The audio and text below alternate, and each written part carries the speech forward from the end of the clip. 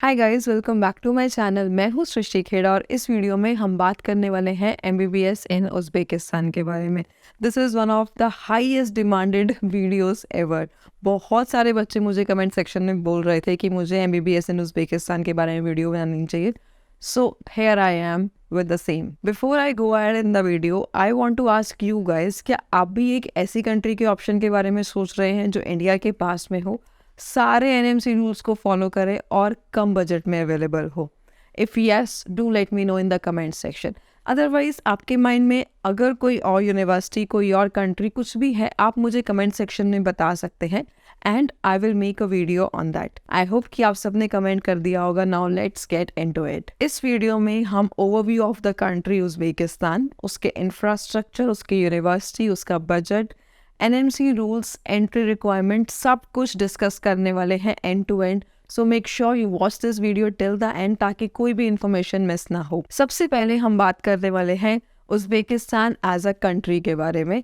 मैं ये कहूँगी कि बहुत ही सुंदर कंट्री है। सबसे पहले तो before I say anything else, it is a very beautiful country.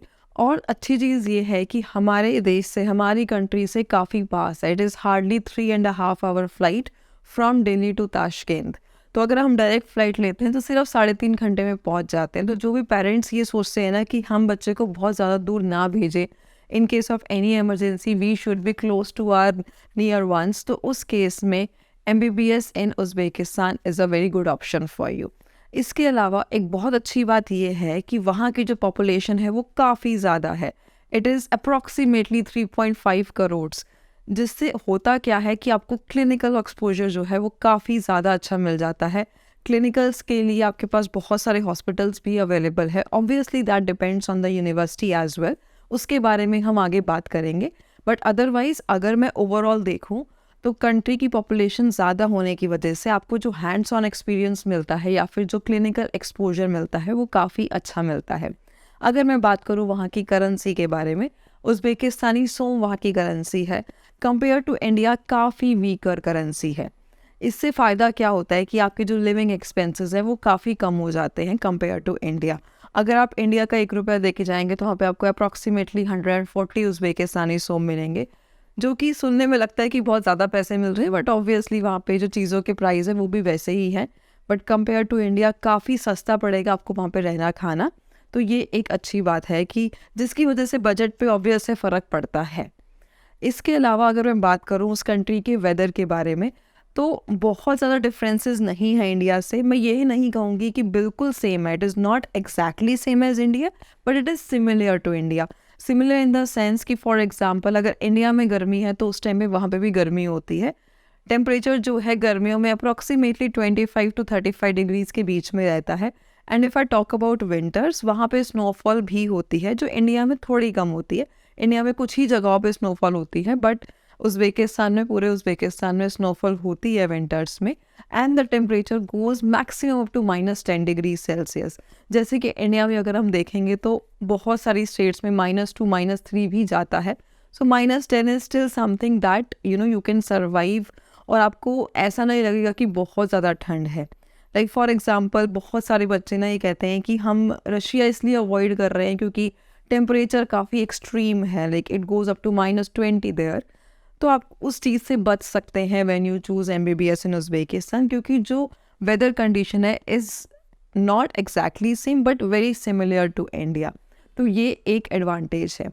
ये तो हो गई वहाँ के ओवरव्यू की बात। Now if I move ahead with the NMC rules and regulations, क्योंकि ये एक बहुत ज़्यादा बड़ा पॉइंट हो गया है आफ्टर 18 नवंबर 2021, जब से एनएमसी ने अपने रूल्स एंड रेगुलेशंस निकाले हैं। MBBS in Uzbekistan follows all rules and regulation. सबसे पहली चीज़ जो कोर्स ड्यूरेशन है, जो एनएमसी कहती है कि 4.5 ईयर प्लस 1 ईयर होना चाहिए, उसके हिसाब से अगर देखा जाए तो एमबीबीएस इन उज़्बेकिस्तान में 5 साल का आपका कोर्स है और 1 साल की आपकी इंटर्नशिप है।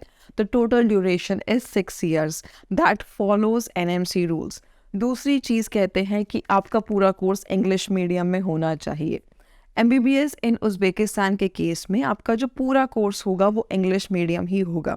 अब एक क्वेश्चन आता है कि वहाँ के जो लोकल लोग हैं वो कौन सी लैंग्वेज यूज़ करते हैं।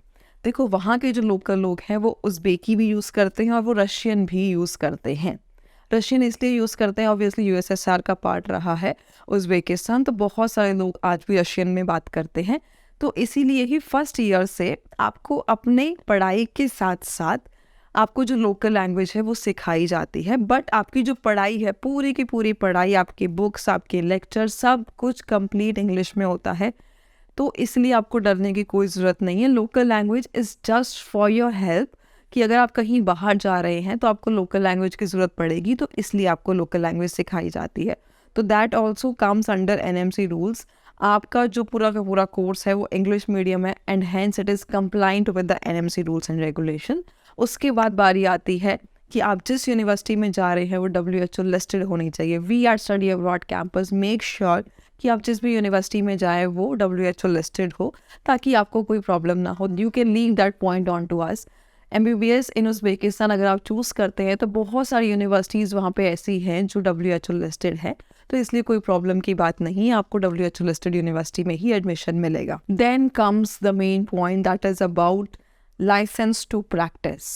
NMC रूल्स एंड रेगुलेशंस के according if you are going for MBBS abroad, जिस भी कंट्री में आप जा रहे हैं आपके पास उस कंट्री का लाइसेंस टू प्रैक्टिस होना चाहिए।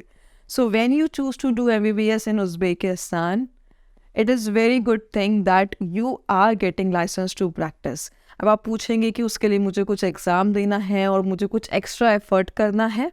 No, nothing. आपको कुछ नहीं करना है, आपको कुछ एक्स्ट्रा एग्ज़ाम नहीं देना है। आपको just after your degree right to practise देता है। That is the main attraction of MBBS in Uzbekistan, कि आपको कुछ भी एक्स्ट्रा नहीं करना है। जस्ट लाइक दैट आपकी डिग्री के बाद में आपको लाइसेंस टू प्रैक्टिस मिलने वाला है, and when you come back to India your degree is fully compliant with the NMC rules and regulation when you choose to do your MBBS in Uzbekistan. उसके बाद बात आती है कि ठीक है, NMC रूल्स एंड रेगुलेशंस को follow कर रहा है, but what is the budget? Here I have another good news for you. MBBS in Uzbekistan is quite pocket friendly। अगर मैं देखूं कि मिनिमम बजट रेंज जो है अप्रॉक्सीमेटली उसी बजट रेंज के आसपास आता है MBBS इन उज़्बेकिस्तान। अगर आप बजट पूछेंगे, जो टोटल बजट रहता है इंक्लूडिंग योर ट्यूशन फीस, आपका फूड, आपका hostel, medical insurance, visa extension, including all the expenses, it comes around in a bracket of 25 lakhs Indian rupees to 30 lakh Indian rupees, जो कि अगर आप कंपेयर करेंगे बाकी कंट्रीज से बहुत ही अफोर्डेबल प्राइस है। रीज़न बीइंग लिविंग एक्सपेंसेस कम होने की वजह से भी ये प्राइस कम है, but at the same time tuition fees is also not very high, जिसकी वजह से 25 to 30 लाख्स के बजट में आता है। और इसमें आपका ट्रैवल मैंने इंक्लूड नहीं किया है। Whichsoever time you travel that would be extra, जितनी बार भी आप ट्रैवल करेंगे। अगर मैं बात करूँ कि साल में छुट्टी कब होती है, साल में 2 महीने की आपकी छुट्टी रहती है। That would be July and August. अगर आप उसमें चाहते हैं तो आप घर पे आ सकते हैं अपने, that is up to you. अगर आप वहाँ पे रहना चाहते हैं तो आप वहाँ पे भी रह सकते हैं। देखो एक एडवांटेज और है, ऑल्दो आपका बजट 25 to 30 लाख्स है। पहली चीज़, हर एक यूनिवर्सिटी का बजट 25 नहीं है या हर एक का 30 लाख्स नहीं है। It depends on university to university, जिसके बारे में हम आगे डिस्कस करेंगे। अदरवाइज अगर मैं ट्रैवलिंग की बात करूँ, just because Uzbekistan is not too far, इससे एडवांटेज ये होता है कि फ़्लाइट के tickets is also not very expensive. Like अगर मैं रशिया की बात करती हूँ, obviously flight tickets are bit on the higher side, क्योंकि रशिया काफ़ी दूर है इंडिया से। कंपेयर टू दैट उज़्बेकिस्तान के फ़्लाइट के जो प्राइजेस होते हैं वो बहुत एक्सट्रीमली हाई नहीं होते हैं।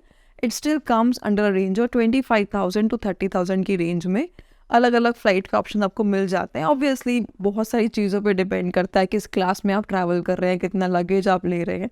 Obviously that do changes, but एक इकोनॉमी क्लास की एक 23 kg वाली जो फ़्लाइट है that is in the range of 25 to 30,000।